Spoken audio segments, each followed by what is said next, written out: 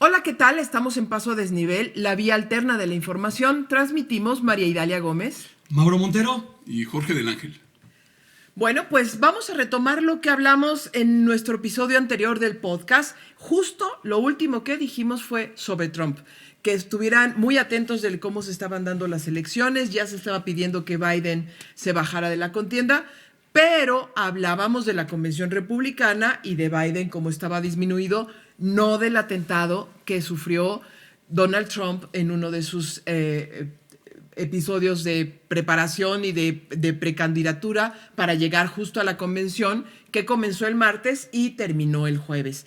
Y bueno, vamos a desgranar un poco qué fue lo que ha ido ocurriendo, porque se ha publicado varias cosas muy interesantes en varios medios, pero aquí vamos a dar detalles que pueden sonarles a ustedes muy, muy interesantes. Primero hablemos del autor, de este joven que se salve de todos los parámetros, ¿no? Sí, efectivamente, no sabíamos qué iba a suceder. Íbamos a platicar sobre Trump, pero ocurrió el sábado pues un suceso de un atentado contra Donald Trump en uno de los eventos, desarrollado por un chico llamado Thomas Crooks, un chico que pues realmente no ha dado mucha información, no hay mucha información sobre él. Ha habido Lo tenemos que corregir porque ya lo mataron, entonces no puede dar información. ya no puede dar información. Pero No, Bueno, obtener información de cualquier lado, ¿no? Ya saben que le das un clic a esos bueno, programas. ya han investigado de todo, espía. sus redes sociales, su familia, han estado desgranando todo, su teléfono, tenía 2 teléfonos. el suceso, obviamente es así, es muy, pues en cierto sentido demuestra la complicación que hay, bueno, la Complejidad en la sociedad norteamericana, porque estos sucesos se repiten constantemente. No Sí, es el primer en las candidato escuelas, en ser Candidatos, el presidente, bueno, a su expresidente. pues hay varios: Abraham Lincoln, James hasta Garfield, Kennedy. William McKinley y Kennedy Y John como F. asesinados. Kennedy, exactamente. Y como atentados tenemos a Ronald Reagan, a Gerald Ford, a Roosevelt, dos veces, Gerald Ford fue dos veces, a Roosevelt y a Bush, a George Bush padre. También Y, a hijo, si contamos el zapatazo que le aventaron. Sí, claro bueno, que sí. y como ataques a precandidatos o precandidatos a Robert Kennedy, que lo matan, y a George Wallace, que también él queda parapléjico. Parapléjico. Esos son los ataques más notorios que ha tenido Más en sus relevantes. 46. Bueno, Thomas presidencias. Crook, con un arma AR-15, se pone en uno de los techos y dispara a 130 metros a Donald Trump, que estaba en el evento. No le da en una oreja. Ahora sí que se salva por una oreja Donald Trump. Sí. Y después de nueve disparos, otro francotirador del servicio secreto aniquila al chico. Este chico, muy buen estudiante, por cierto, o sea, Y de matemáticas, ¿no? y de matemáticas, había participado en varios eventos, en varios concursos de matemáticas donde había ganado. Era un chico muy serio. Bueno, comentan sus compañeros que sí realmente reflejaba como pues una cierta intimidad o intimidación hacia los compañeros. Okay. Pero lo que yo sé es que él no se integró muy bien en lo que es la escuela donde asistía, y pues silenciosamente toma el arma, sale, se pone en el techo y dispara. Pero antes de que prosigas, recuerda que él era partidario republicano. O sea, Sí, eso es también, eso es muy extraño también. Sí. Porque él estaba registrado como parte del Partido Republicano. Era su primera vez que iba a votar, según sé.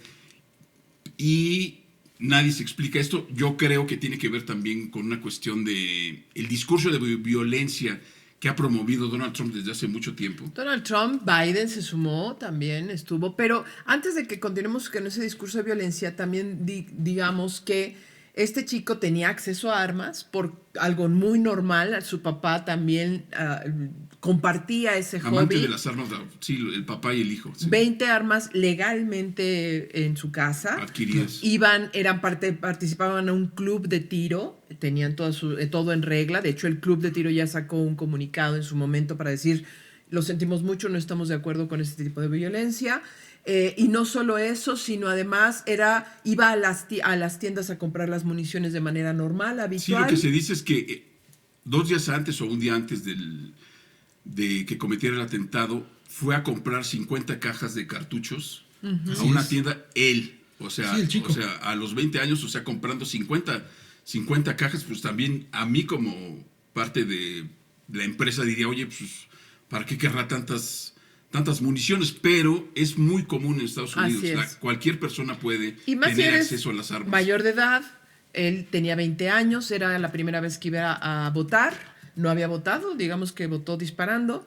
Él había terminado ya el high school muy bien, destacado, había hecho ciencias de ingeniería y se iba a enfocar a la universidad. No había tenido antecedentes penales, no había tenido Enfermedades mentales tampoco. ningún registro, Exactamente. una familia integrada, retraído como tú dices, saludaba, no se llevaba mal con sus vecinos, es decir, indicios claros y específicos previos a esto no existían. Sí, eso es preocupante, ¿no? Pero también, quizá también, yo creo que a partir de esto, cuando tienes unas características así, puede ser quizá preocupante. O sea, porque muchos compañeros decían, es muy tímido, muy callado, poco Sí, era sociable, introvertido, era muy introvertido. inteligente, nos daba mala espina. Y eso no lo digo yo, sino lo dicen sus mismos compañeros. Pues Ahora sí. la casa de los papás ha sido rodeada, está vigilada, para que no haya ningún atentado, ninguna venganza de algún fanático de Donald Trump, que pues, los puede haber y hay Que hay Sí, muchísimos. ya vimos cuando entraron a la Casa Blanca, ¿no? Claro.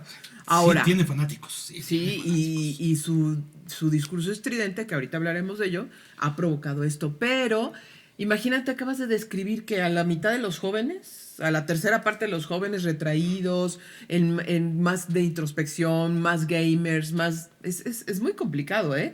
Lo que se está construyendo en una sociedad. Pero añadiré ahora datos muy interesantes, además de lo que ya dijeron, del hecho, ¿no?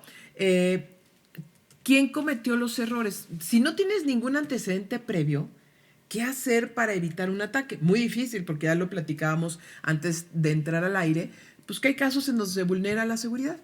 Pero aquí la verdad es que la regaron los cuerpos de protección y seguridad de Donald Trump.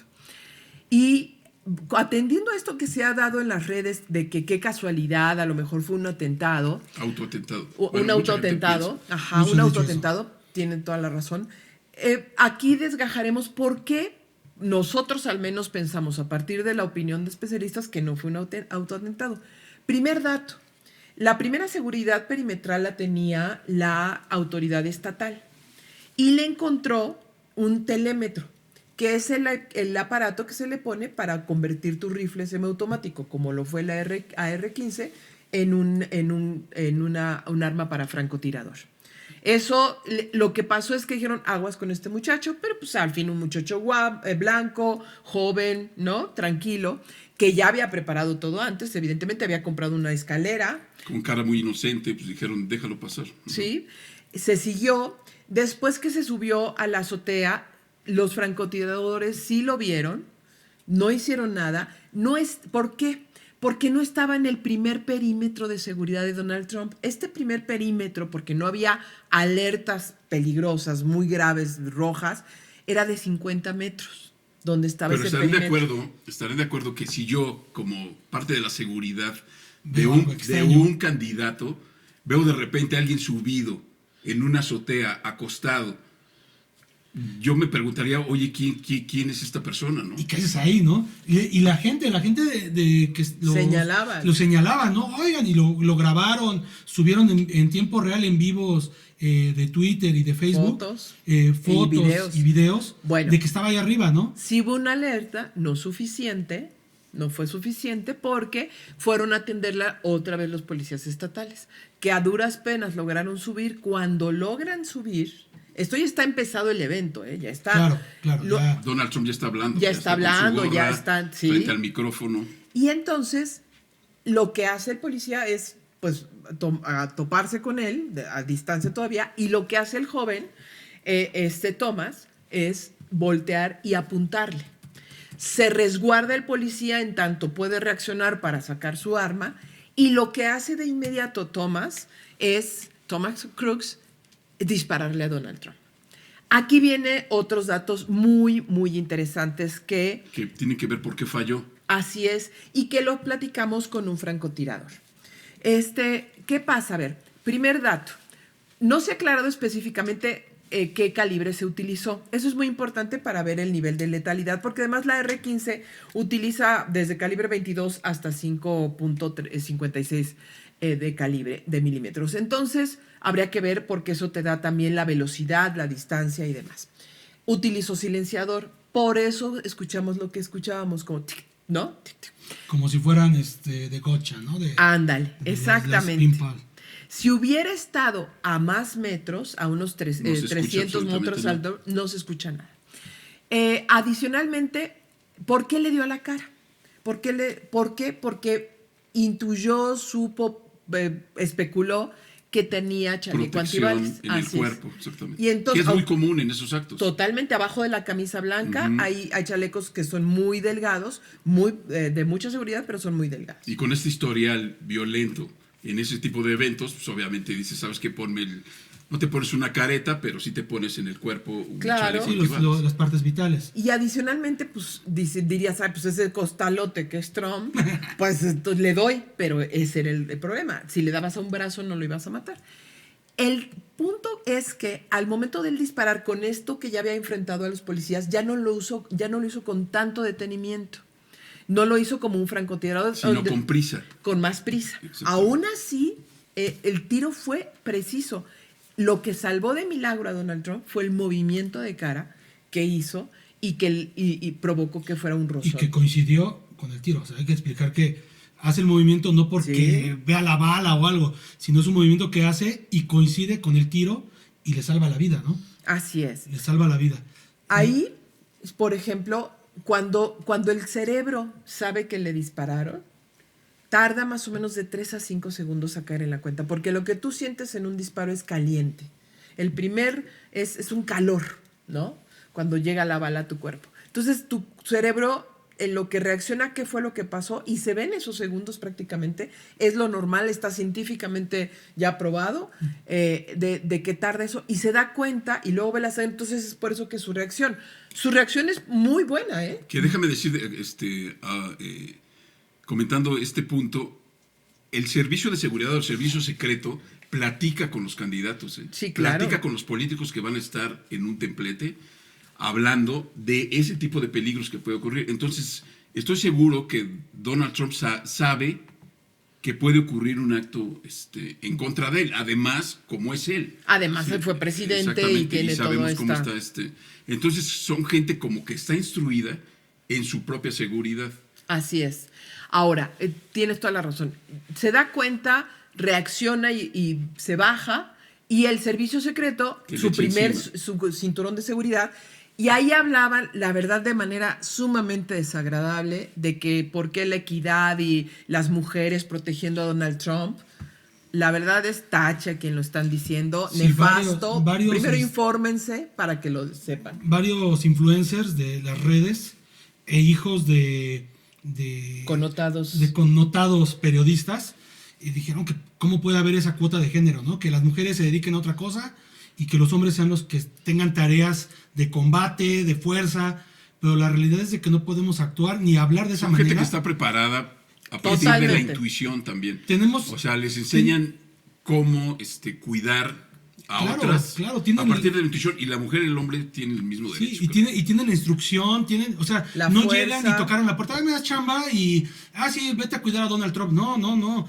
Tienen años de preparación, gente estudiada, son profesionistas que no solamente hacen su carrera académica, ¿no? Sino que se preparan ya en las armas, en la fuerza, en hacer ciertos movimientos. Y ya para cuidar a un presidente. Y tener alerta de movimientos, ver cosas raras en las personas, leerlas, todo eso.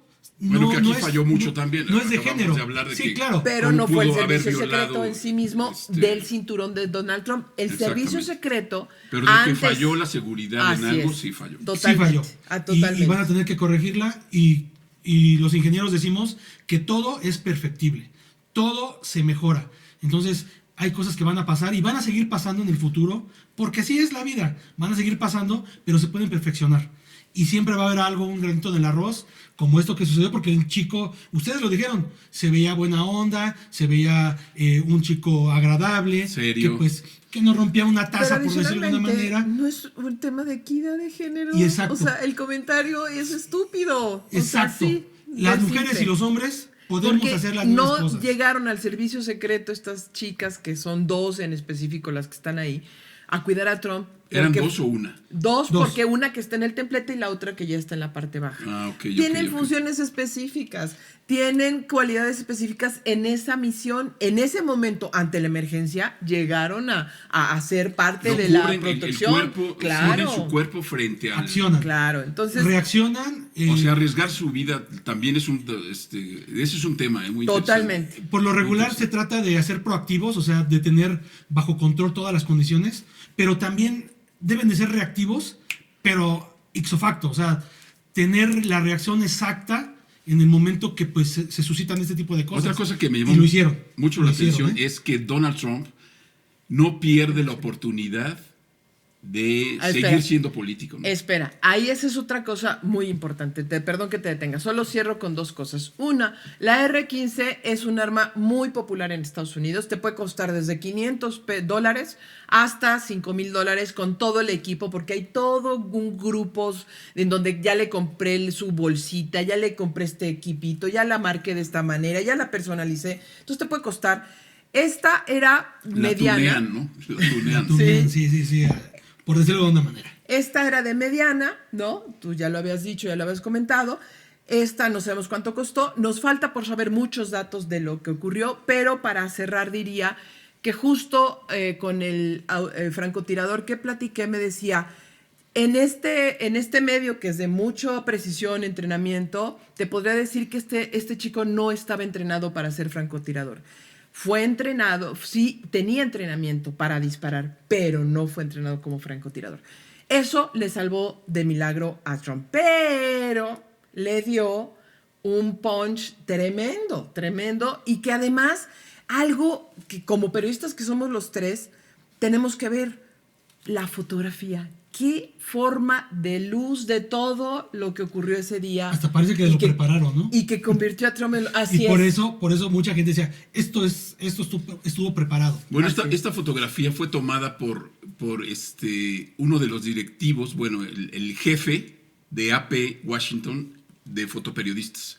Se llama Evan Bucci y pues, es una persona de alrededor de 50 años, pero dice cosas muy interesantes. ¿Por qué salió la fotografía tan bien? O sea, porque es una foto muy bien hermosa. Sí. Uno como espectador puede decir, esta fotografía está muy bien armada, los tonos, el equilibrio de la imagen en base a los cuerpos, el movimiento. Y él explica algo muy interesante y dice que él no es la única foto que tomó, sino hace un recorrido por el evento, comienza a tomar cientos de fotografías, ¿no? Va armando su propio universo del suceso y una de esas es la que sale, que se vuelve, yo creo, icónica. Sí. O sea, esta fotografía donde están el cuerpo de seguridad ya bajándole el templete y Donald Trump con el puño en alto gritando, porque eso es también muy importante. Donald Trump no perdió su postura política y comenzó a gritar fight, fight, fight. De hombre de Estado también, eso qué bueno que lo mencionas, que tiene que ver mucho con la foto. Claro. Donald Trump, una vez que ya está protegido por el servicio secreto, imagínense cómo está concediendo su vida al servicio secreto que ya lo está llevando. Él aprovecha, primero sí se le ve desgarbado en algunas fotos, en la camisa y todo, pero en cuanto ya se incorpora, y eso también me decía este amigo francotirador, decía, no cualquier persona tiene esa reacción después de un impacto al filo de la vida y de levantar el puño, y lo hace 3 veces. Cuando está bajando, cuando primero ya se incorpora en el templete, cuando está bajando y afuera de la camioneta.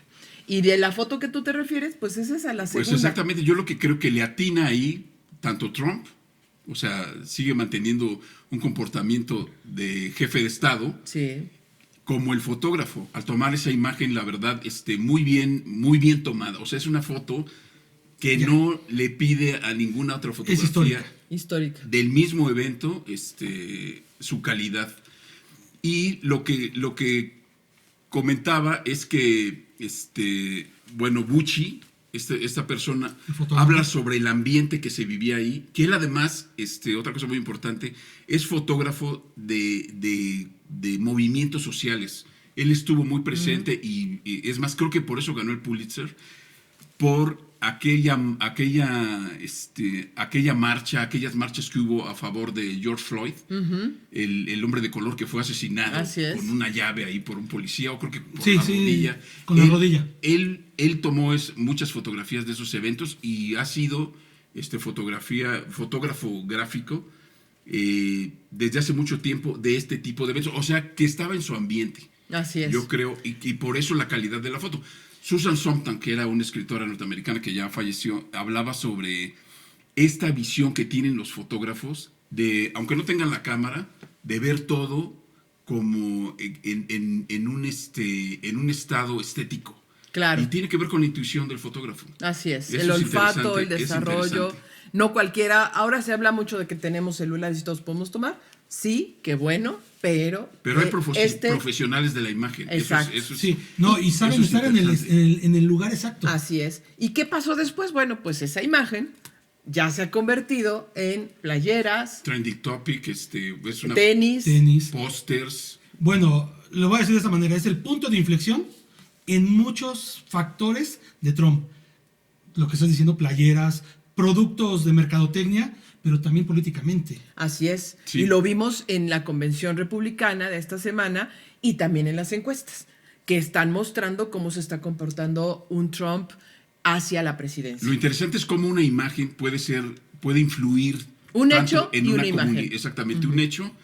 Sí, claro. Cómo se capta la imagen, la promoción de esta misma imagen y cómo influye en una decisión quizá para los votantes. Yo la verdad creo que esto va a ayudar muchísimo a Donald Trump.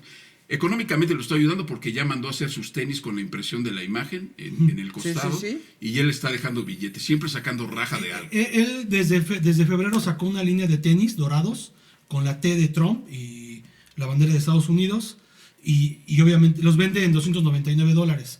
Igual lo va a vender en el mismo precio o más, pero trae la imagen icónica, solamente él, ya no trae a las otras dos personas que lo rodean, solamente él con el puño arriba de fight, fight, fight. De hecho, el tenis dice fight, fight, fight. Exactamente. Sí.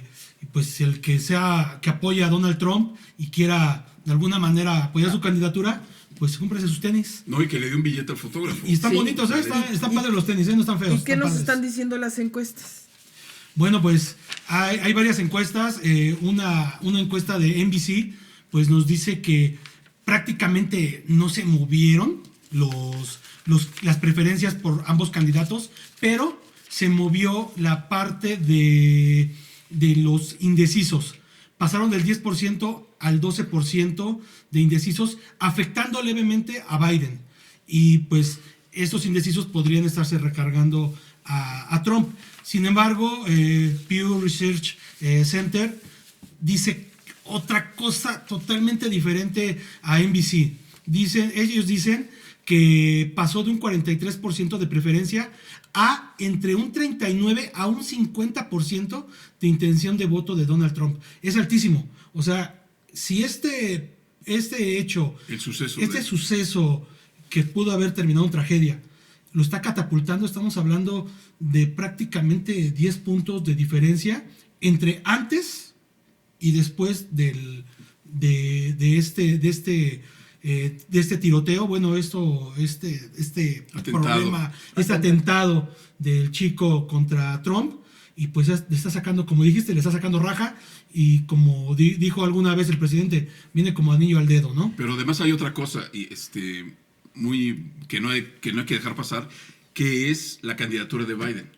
Claro. O sea, los tropiezos que ha tenido Biden, sí, desde sus lapsus, sus equivocaciones, todo eso, obviamente ayuda también. Bueno, y había dicho la semana anterior, de Trump, había dicho con todo contra Trump, y ahora que lo atacaron, tuvo que salir a decir en un mensaje a la nación, hay que bajar la violencia de las elecciones. Entonces, eso también lo golpea en su autoridad de hombre de Estado. Sí, porque sabemos que todo este tipo de discursos, todo este tipo de campañas siempre se acercan mucho a la violencia. Y en Estados Unidos ellos son Ahora, la pregunta a responder este es, ¿le tenemos que tener miedo México a Trump pensando en que se está perfilando como uno de los hombres fuertes de la elección a ganar incluso el próximo 5 de noviembre? Bueno, ¿qué tenemos antes de que la contestemos? Y creo que aquí vamos a disentir.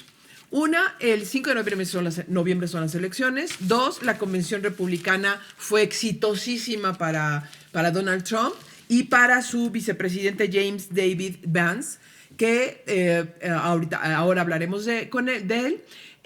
Fue un espectáculo, se sumaron todas las fuerzas y la convención demócrata es en agosto, es decir, donde van a ungir o deberán ungir a Biden si es que no lo sacan antes de la contienda, porque los demócratas están más divididos todavía después de lo de Trump. Pero ¿qué le toca a México? México la padeció y tenemos una agenda bien complicada con él y los números lo reflejan. Sí. Trump ya fue presidente de Estados Unidos, ya trajo a México entre ceja y ceja cuando fue candidato, le hizo mucho daño económicamente a México cuando fue candidato. Cuando fue presidente las cosas cambiaron pues radicalmente. ¿Pero por qué le hizo daño cuando fue candidato? Porque cuando era candidato pues menoscabó a México diciendo que pues México pues solamente mandaba asesinos, ladrones, violadores. Muy violento en su relación. Sí, porque estaba casándose en el discurso. Yo también sumaría un dato. Teníamos un presidente muy débil. Claro, inocuo, ¿no? Que era Enrique Peña Nieto. Sí, y podrán decir misa de que, porque yo he visto en redes sociales que definen mucho a Peña Nieto que estaban mejor las cosas económicamente con Enrique Peña Nieto que con otros sexenios. No solamente con el de la 4T, sino hacia atrás, que era mejor con Enrique Peña Nieto. Sin embargo, no pasó eso, ¿no? Pero cuando Trump se empezó a ver como posible, que hay posibilidades de ser presidente, que hay posibilidades de llegar a ser el candidato de los republicanos, pues le empieza a meter lana, empieza a meter discurso de odio, porque atacar a México principalmente. ¿Por qué? Porque pues es el mayor número de hispanos en Estados Unidos, los mexicanos. Pero además estaba buscando el voto, que ahora también lo está buscando, y más con su vicepresidente, aquel norteamericano que se vio afectado porque las fábricas salieron de sus poblados, porque no tienen exactamente producción. Ese americano blanco, ¿no? De fábricas, de campo. Que quería que le regresara el trabajo. Así es. Sabemos que muchos estados, muchos condados perdieron las fábricas que siguen ahí construidas, abandonadas. Sin trabajadores. Esa es una muestra de cómo las fábricas se fueron hasta México y a China. La mano de obra barata. No, pero además que no les saliera tan caro poner una fábrica como era en su propio país, ¿no? Claro. ¿Qué se observó? Cuando Donald Trump empieza a ser candidato y empieza a tirarle a México y empieza a decir que va a deportar a todos ellos, los va a regresar, pues viene un efecto en las remesas que se ha conservado, pero en ese momento de sus discursos de odio, las remesas que llegaban a México, que venían creciendo, pero discretamente, tienen una verticalidad, empiezan a ser más verticales. ¿Por qué? Porque hay cierto miedo de los connacionales allá en Estados Unidos, dicen, oye, me va a regresar y me voy a regresar a México sin nada. Entonces empiezan a mandar dólares, empiezan a mandar prácticamente sus ingresos, empiezan a vivir, si vivían hacinados, pues empiezan a compartir cuartos de 4x4 entre 20 personas para evitar gastar, y empiezan a aventar más dólares a México, empiezan a aventar más dólares. Si los deportaban. Y tener la precaución de no salir, que era esa política cero llamada, ¿no? Sí. Que también se vuelve terrible. Era auténtica. Para los migrantes, ¿no? ¿Y qué pasaba? Eso pasó con las remesas. Teníamos esa llegada, esa entrada de dinero, de dólares a México, muy, muy importante, pero era por miedo. Era por miedo, en el tipo de cambio empezamos a ver unos vaivenes, una volatilidad. Porque cuando era candidato. Cuando era candidato. Estamos hablando de la candidatura, en el 2016. Cuando ya es presidente es cuando las remesas se van hacia arriba. Eso sí cambia, ese cambio. Las remesas se despuntan cuando ya es, cuando es gobierno. Despuntan cuando es candidato. Okay. Cuando es candidato. Cuando es gobierno continúa, ¿por qué? Porque seguían miedo, o sea, todos no confiaban en Trump. No confiaban en Trump. Entonces, cuando ya es candidato, la moneda está loca. Cuando es candidato, la moneda está loca, dice cualquier declaración en contra de México y el tipo de cambio da unos bandazos impresionantes. Eso tiene que ver con los que se aprovechan y quieren ganar más. Con los especuladores. Los grandes capitales especuladores aprovechan cualquier situación que puede impactar en el mercado para poderse enriquecer. Es un fenómeno, pues aunque no queramos que existe en los mercados cambiarios. ¿Y qué pasa cuando se vuelve gobierno? Cuando se vuelve gobierno, ya a partir de que toma la presidencia, porque gana en las elecciones en noviembre, ¿no? Ya es el presidente virtual, ya es el ganador virtual. Pero cuando toma la presidencia, en enero, el tipo de cambio empieza a bajar, empieza a fortalecerse el peso. Las amenazas siguen. Las amenazas siguen, hace una variación. Pero empieza a bajar. Pero recordemos que amenazó no solamente a los mexicanos, amenazó a sus empresas. No, y amenazó al mismo Partido Demócrata. Al mismo partido, a su mismo partido. Y a los demócratas. Pero en especial a Ford, que quería poner una planta en México, que quería abrir... porque quería regresar a Estados Unidos esa planta y lo logró. Que esos trabajos tenían que ser para los estadounidenses. Bueno, ¿y qué más pasó? Porque se nos está agotando el tiempo. Rápidamente. Pudimos ver que el tipo de cambio se relaja, pero hay algo bien interesante, muy interesante. Las exportaciones mexicanas se empiezan a disparar. A la par de que entra Trump, se empiezan a disparar. Las exportaciones mexicanas, el 81% va a Estados Unidos.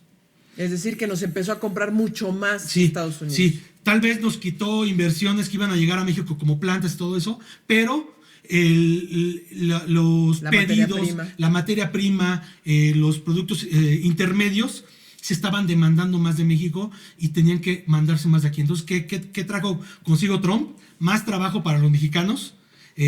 Si él lo quería o no lo quería, no lo sabemos, pero sus medidas que implementó en el gobierno de cómo hacer que funcionara su economía nos impactó positivamente porque estamos inmersamente ligados. A fin de cuentas, un empresario que sabe el negocio, si hay que hacer negocio con el enemigo, lo va a hacer. Claro. Y eso ahora se vio en el ¿Se mantuvo después con Biden esta tendencia? Desafortunadamente esa tendencia empezó a descender con la pandemia. Con la pandemia cayó, se fue a los suelos, prácticamente pues nos quedamos todos estáticos. En general toda la economía se quedó estática. Se detuvo. Pero cuando llegaron las vacunas, el gobierno de Estados Unidos, que todavía lo encabezaba Donald Trump, pues empezó a meter estímulos, empezó a moverse. Ya posteriormente llega Biden y sigue el mismo camino que traía ya Trump. Y ahorita estamos pues por las nubes en la cuestión de las exportaciones. Ya estamos un poco lateral en el último año. Sin embargo, seguimos creciendo. Estamos prácticamente al doble de lo que estábamos cuando estaba Enrique Peña Nieto con las exportaciones. Digamos que de alguna manera favoreció también la nueva política. No soy 4T ni pienso serlo, pero sí favoreció la política. Convergió todo. Es un todo. No es el presidente López Obrador, no era Trump nada más. Era un todo. ¿Por qué? Porque hay una cosa que se llama TLC, que se convirtió en el TEMEC. Y llegó la pandemia. Y en la pandemia hubo muchas disrupciones en las cadenas de suministro y de producción por no tener el suministro. Entonces decidieron muchas empresas que estaban de todo el mundo, porque el mercado más grande del mundo es Estados Unidos. Aunque China está creciendo muy aceleradamente, no se compara con la lana que tiene Estados Unidos en el poder de compra. Y recuerdo que Marcelo Ebrard en esa época la sufrió. Cañón. Porque todo el mundo lo criticaba de que si se había doblado, que si había cedido. Pues era su papel, a fin de cuentas. Entonces muchas empresas, aunque no sean norteamericanas, sean del país que sean, alemanas, asiáticas, donde sean, han traído sus cadenas de suministro a América. Y como México tiene ciertas cualidades, las principales geográficas, esa es la principal, pero hay cualidades fiscales. A pesar de la incertidumbre política que se vive entre la polarización entre la 4T y la oposición, pues los empresarios no ven eso. Los empresarios están del mundo. Estabilidad, sí. Ellos lo que ven es qué tanto potencial tienen para crecer. Y geografía. Entonces es lo que está ayudando. Eso digamos que entonces, en resumen, Trump sí nos benefició económicamente, a pesar de su estridencia. Sí. Si vemos ahora, no está siendo tan estridente con el tema de migrantes. Pero no sabemos cuándo llegue a la presidencia. Así es, pero ahí viene la noticia. Esto me decían que la lectura que tienen es por aquel llamado que hizo Andrés Manuel de decir, por aquel candidato que no vaya en pro de los beneficios de los migrantes, no voten. Entonces está evitando eso. Aparentemente eso sería una explicación. A lo mejor hay otras. Que aunque se llevaba bien con Trump. Se lleva muy bien. De hecho, lo ha mencionado en varios... Trump lo ha mencionado, sí. Y Andrés Manuel, en los juicios que ha tenido Trump, no se ha querido meter ni ha dicho nada. Pero vienen las malas noticias. El vicepresidente James David Vance, senador, es un muy joven, 39 años, pero viene de estos lugares del país americano de que mencionábamos, donde él tuvo una madre que fue adicta. Él vivió como todo un lugar rural. Él ya llegó como senador, se había alejado de Trump, ahora es su brazo derecho. Llamó, no lo quería. Hitler de Norteamérica. Pero ahora que ya son amigos y se llevan muy bien y vemos su carrera y trayectoria, es donde hay que preocuparnos. Claro. Para tu mala noticia, es el que apoyó, impulsó el 10% de cobro a las remesas bajo el argumento que alimentan el narco. O fue el que apoyó que las púas que puso el estado de Texas se mantuvieran.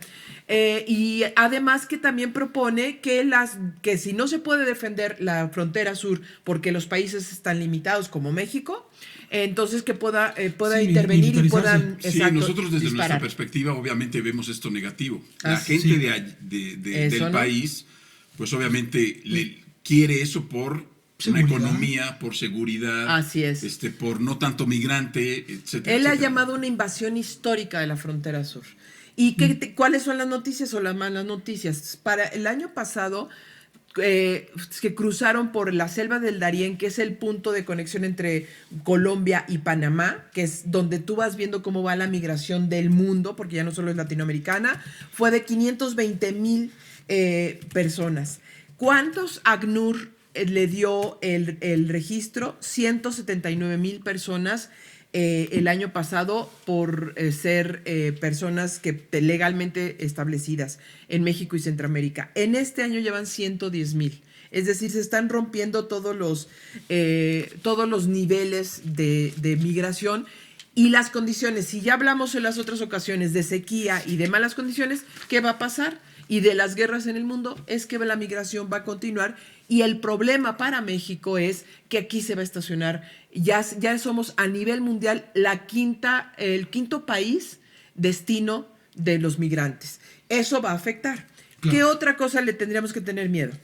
Rápidamente. Pues, ¿a qué le tenemos que tener miedo? Pues a lo que estás diciendo, a las medidas que puede implementar el que va a ser su vicepresidente de Trump, si es que llegan, si es que no Trump, cambia, si es que no sale otro chico a querer hacer una maldad, esperemos que no, tocamos madera, porque sería un caos, Uh-huh. Aunque la estructura de Estados Unidos, más allá de un hombre al frente de Estados Unidos, es una estructura más grande que mueve toda su economía, pero sí desestabilizaría al mundo una tragedia de este tipo. Sí la desestabilizaría. Bueno, ahí también va a cambiar lo que esté designando Claudia Sheinbaum en 2 puestos. Ya se ajustó en el tema de Juan Ramón de la Fuente, también con Marcelo Ebrard. Migración, el Instituto Nacional de Migración va a ser clave, Conagua va a ser clave.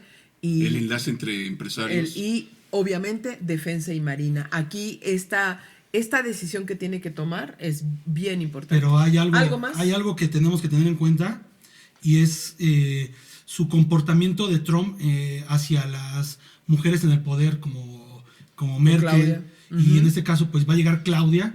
No sabemos cómo va a ser el trato. No es lo mismo el trato que tuvo con Peña Nieto, que lo menoscabó, lo hizo pedazos, al que tuvo con López Obrador. Así es. Que lo llamaba Juan Trump. así lo llamaba, mi amigo Juan Trump, ¿no? A que pueda tener con Claudia. No sabemos cómo vaya a actuar por ser mujer.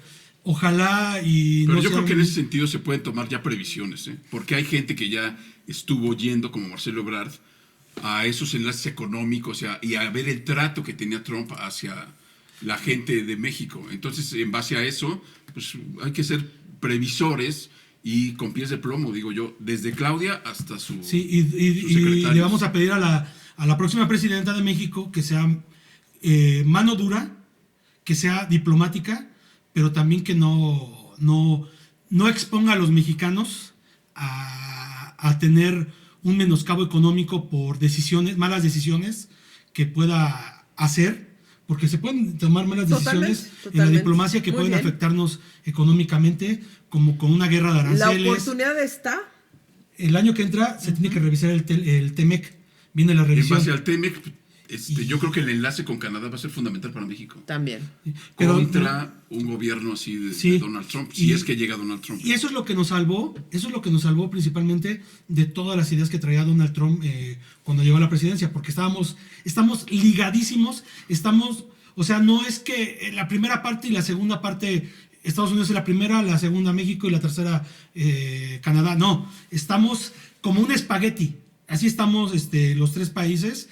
Y es muy difícil que nos quieran separar, muy difícil. Imagínense el espagueti, pero ya con crema y queso y todos los aditamentos, la albahaca y todo lo que le pones, y lo quieras separar, pues no se puede. Estrategia política entonces, oportunidad económica con Trump, también con Biden o con los demócratas, pero todo va a depender de la estrategia. Y les repito, con Trump empezó a bajar la tasa de desempleo en México. O sea, no era el presidente de México Trump, lo dicen los pero números. los números lo dicen. Los números los dicen. Traíamos tasas muy altas de desempleo con Peña Nieto antes de la llegada del gobierno de Trump. Empezó a bajar eso, y ya con la pandemia pues se disparó el desempleo, pero posteriormente con los estímulos económicos que continuó Biden y que el mundo empezó a demandar más, y el mercado interno con los programas sociales y toda esa onda, pues tenemos la tasa más baja histórica hoy en día. Para México y para los mexicanos allá. Bueno, ahora se nos acabó el tiempo, nos repasamos otra vez. Vamos con las recomendaciones. Esta solo fue una probadita de Trump. Seguiremos hablando seguramente, pero vamos con las recomendaciones. Ahora, ¿qué traes, Jorge? Bueno, el domingo pasado me fui a ver la exposición de Damián Ortega al Museo de Bellas Artes. Esta exposición se llama Pico y Elote. Es un artista contemporáneo, la verdad, muy, muy conocido. Es del 67 y tiene un discurso, la verdad, muy padre. Este rollo de arte contemporáneo, lo que tiene que ver con el arte conceptual. Hay unas piezas, la verdad, muy, muy, muy, que me gustan mucho.